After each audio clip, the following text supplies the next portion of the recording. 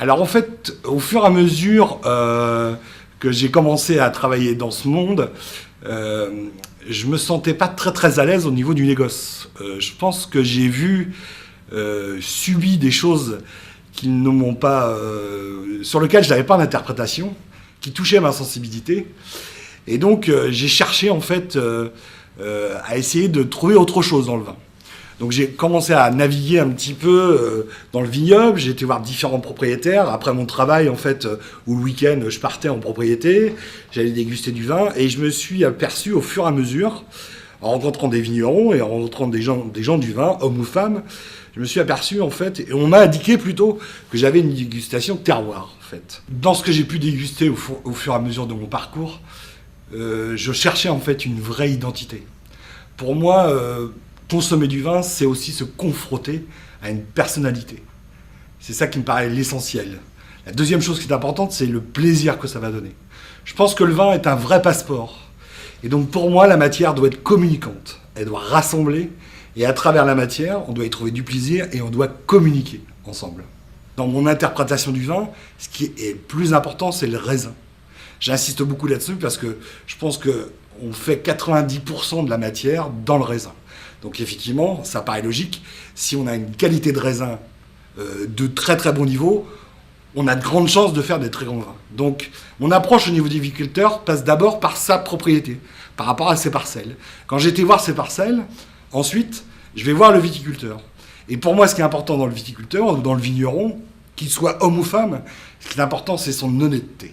Parce qu'effectivement, aujourd'hui, on peut mettre toutes les chartes en place. Si on a affaire à quelqu'un de malhonnête, on aura des vins qui sont malhonnêtes. Je dis toujours, en plaisantant, si le viticulteur il a les mains moites, on aura des vins qui sont moites. Donc aujourd'hui, je pense qu'il est essentiel de reprendre, de relire et de respecter en fait le consommateur.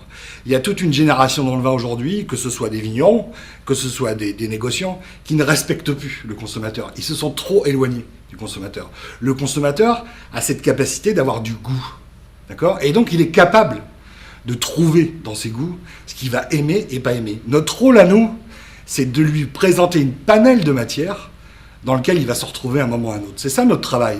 C'est pas d'imposer un produit. C'est pas de dire que c'est la meilleure bouteille du monde. Ce qui est important, c'est de lui trouver une matière qui va lui faire plaisir et surtout qui va s'adapter à sa consommation, donc à sa vie. Aujourd'hui, avec tout ce que j'ai dégusté, et Dieu sait si j'ai dégusté des choses extraordinaires, véritablement, sincèrement, je pense que mon vin préféré sera le prochain. Avec mon parcours professionnel, à un moment, j'ai décidé de me reconcentrer. C'est ce qui est ma passion. Donc, j'ai remonté une petite structure d'entreprise avec mon épouse Nathalie pour pouvoir être dans la passion, de pouvoir traduire la passion que j'ai par rapport aux consommateurs. C'est ça pour moi qui m'intéresse le plus aujourd'hui. Je répète, le vin, c'est un grand moyen de communication. La deuxième chose, c'est qu'il faut respecter le consommateur. Et donc, à nous de lui proposer différents types de goûts. Le consommateur a du goût.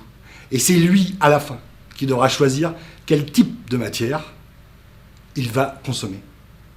Je dirais, pour conclure, que la matière, rien que de la matière. J'ai encore bougé là ? Tu pars en avant et tu T'es pas obligé de te rigoler derrière ton... Je te vois rigoler derrière ton canon. Ça va chier tout à l'heure. Hein. Donc on recommence.